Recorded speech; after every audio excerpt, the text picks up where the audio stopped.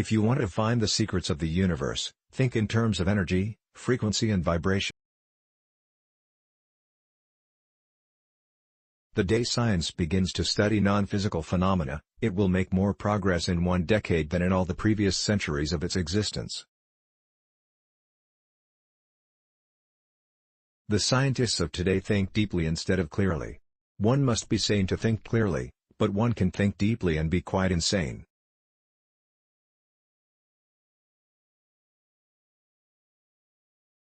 My brain is only a receiver. In the universe there is a core from which we obtain knowledge, strength and inspiration.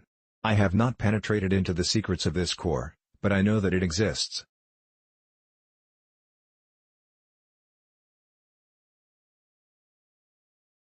What we now want is closer contact and better understanding between individuals and communities all over the earth, and the elimination of egoism and pride which is always prone to plunge the world into primeval barbarism and strife. Peace can only come as a natural consequence of universal enlightenment.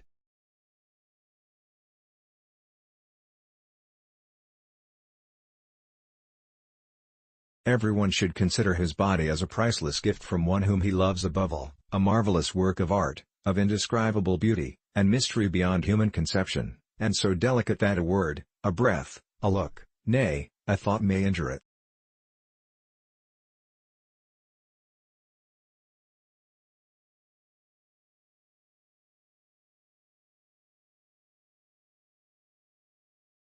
Fights between individuals, as well as governments and nations, invariably result from misunderstandings in the broadest interpretation of this term. Misunderstandings are always caused by the inability of appreciating one another's point of view. This again is due to the ignorance of those concerned, not so much in their own, as in their mutual fields. The peril of a clash is aggravated by a more or less predominant sense of combativeness, posed by every human being.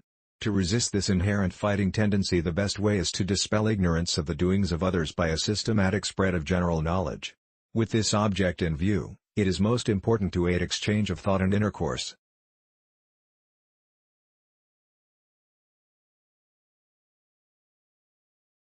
His, Thomas Edison, method was inefficient in the extreme, for an immense ground had to be covered to get anything at all unless blind chance intervened and, at first, I was almost a sorry witness of his doings, knowing that just a little theory and calculation would have saved him 90% of the labor. But he had a veritable contempt for book learning and mathematical knowledge, trusting himself entirely to his inventor's instinct and practical American sense. In view of this, the truly prodigious amount of his actual accomplishments is little short of a miracle.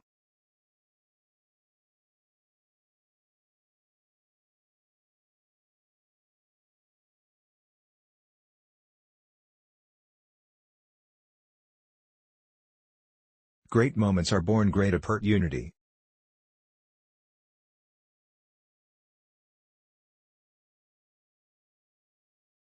I had a veritable mania for finishing whatever I began, which often got me into difficulties. On one occasion I started to read the works of Voltaire when I learned, to my dismay, that there were close on 100 large volumes in small print which that monster had written while drinking 72 cups of black coffee per diem. It had to be done. But when I laid aside the last book I was very glad, and said, never more.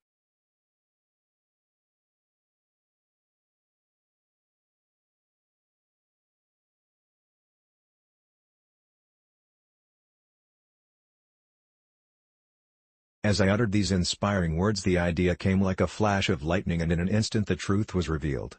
I drew with a stick on the sand the diagram shown 6 years later in my address before the American Institute of Electrical Engineers, and my companion understood them perfectly.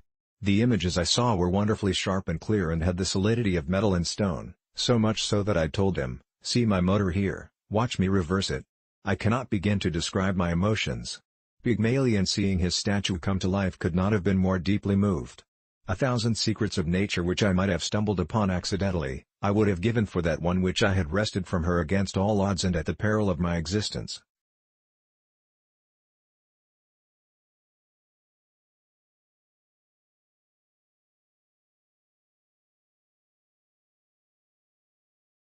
The progressive development of man is vitally dependent on invention.